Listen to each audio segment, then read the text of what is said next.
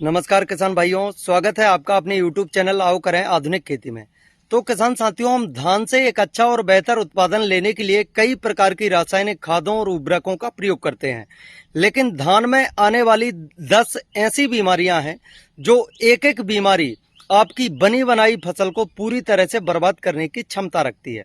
तो किसान साथियों, यदि आप धान से एक अच्छा और बेहतर उत्पादन लेना चाहते हैं, तो यदि आपने इन रोगों पर काबू पा लिया तो धान में डबल उत्पादन की गारंटी है। तो किसान भाइयों, आइए जानते हैं वह 10 ऐसे कौन कौन से रोग हैं जो आपकी बनी बनाई फसल को पूरी तरह से नष्ट करने की क्षमता रखते हैं। इससे पहले यदि आप हमारे YouTube चैनल पर पहली बार आए हैं तो हमारे चैनल को सब्सक्राइब करें, जिससे हम आपको समय समय पर खेती किसानी से संबंधित सभी महत्वपूर्ण जानकारी उपलब्ध करा सकें। इनमें पहला नाम आता है खैरा रोग का। खैरा रोग की हम बात करें तो एक धान के लिए ऐसी समस्या होती है जो हमारी धान के उत्पादन को पूरी तरह से प्रभावित कर सकती है। इसमें हमारे पौधे बौने रह जाते हैं और हमारे पौधों का विकास नहीं हो पाता है, जिससे हमारे पूरे पूरे उत्पादन पर फर्क पड़ता है। तो किसान भाइयों, खैरा रोग किस कारण से होता है, आइए जानते हैं। खैरा रोग हमारी जमीन में जिंक की कमी से होता है। यदि आपकी जगह खिंची हुई है तो उसमें खैरा रोग आने के चांस और भी ज्यादा बढ़ जाते हैं। तो किसान भाइयों, यदि आप खैरा रोग से समाधान चाहते हैं तो इसके लिए आपको चिलेटेड जिंक का स्प्रे कर देना है, और जो 33% वाली जो जिंक आती है उसे आप 3 से 4 किलोग्राम यूरिया के साथ मिलाकर प्रयोग कर सकते हैं।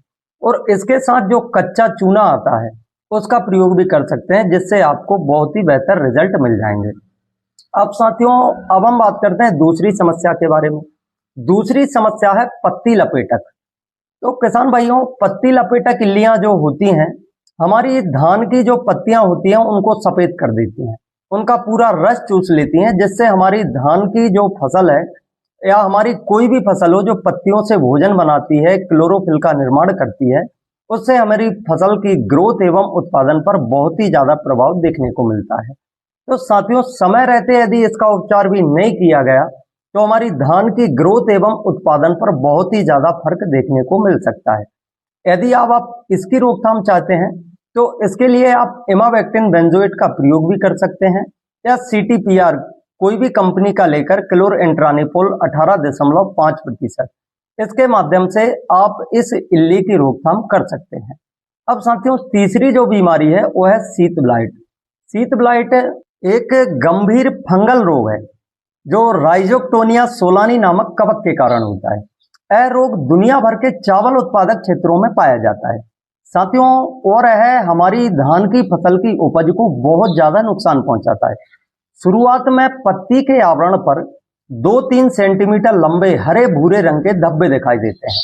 बाद में यह धब्बे अनियमित आकार के भूरे सफेद केंद्र और भूरे किनारों के साथ बड़े हो जाते हैं।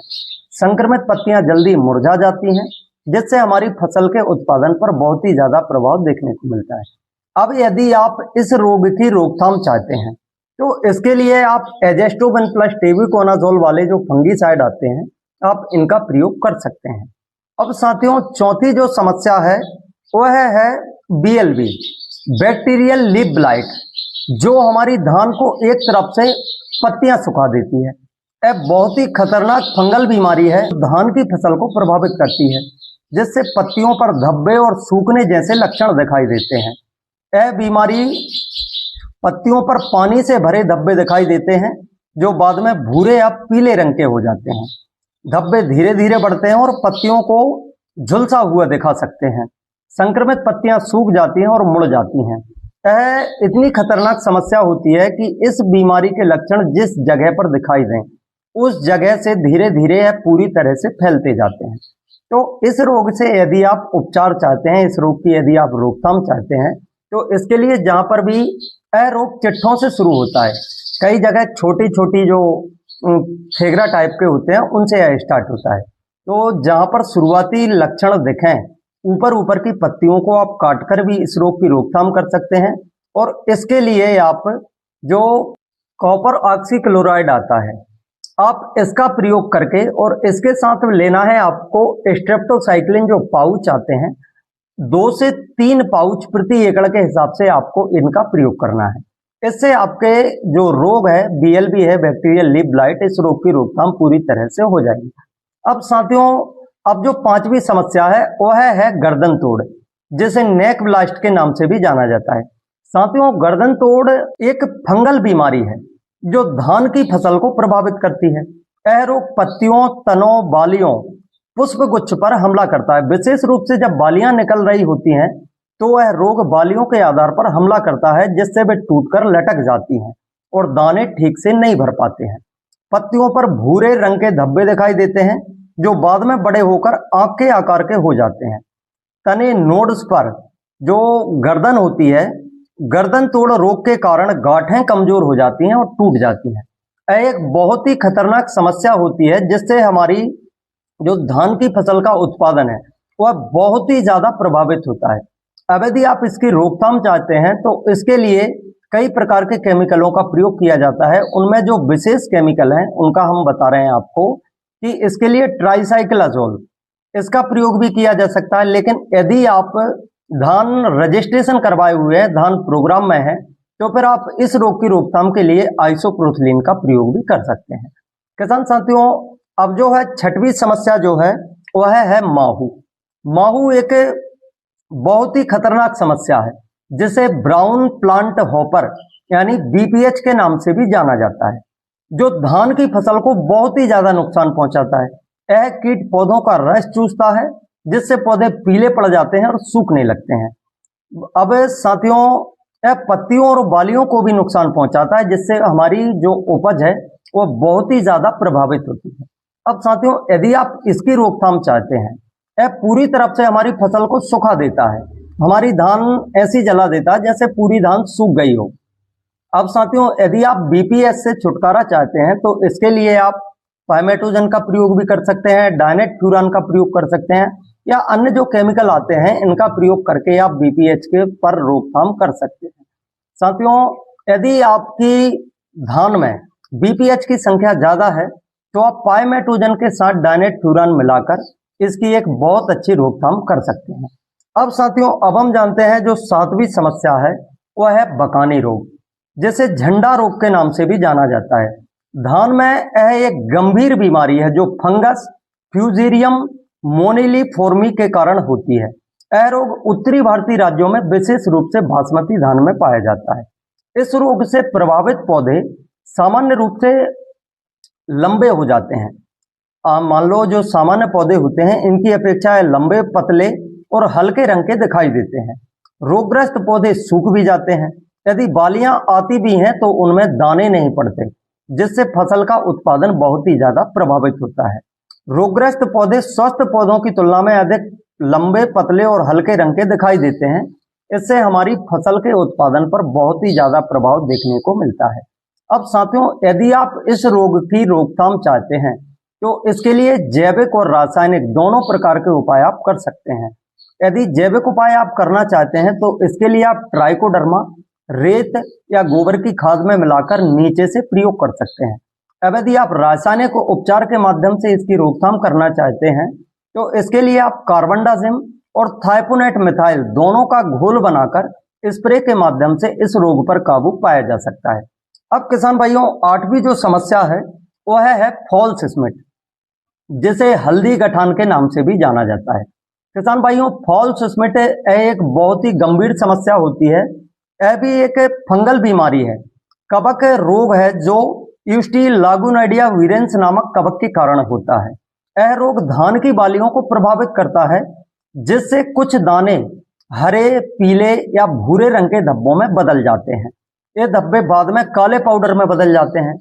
यह रोग हमारी धान की फसल को बहुत ही ज्यादा प्रभावित करता है।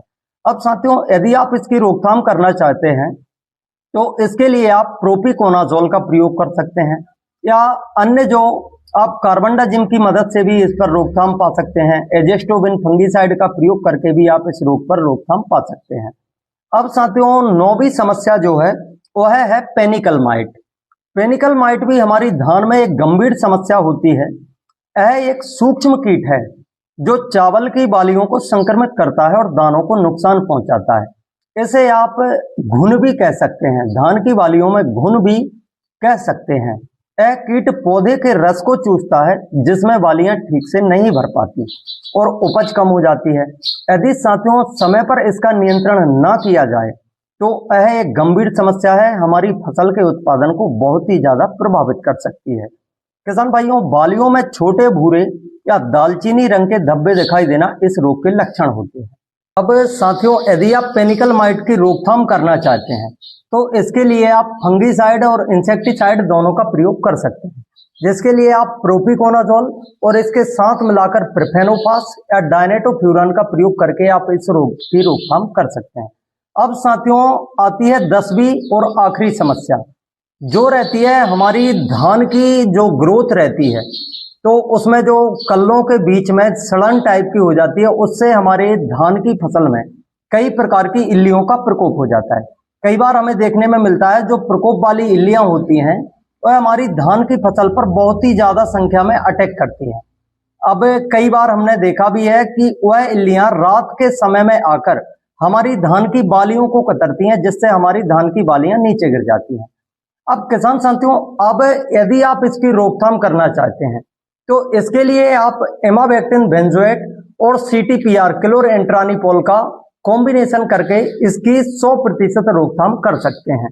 इमावेक्टिन बेंजोएट के इस पर बहुत ही शानदार परिणाम देखने को मिलते हैं, तो इससे आप अपनी फसल की बिल्कुल रोकथाम कर सकते हैं।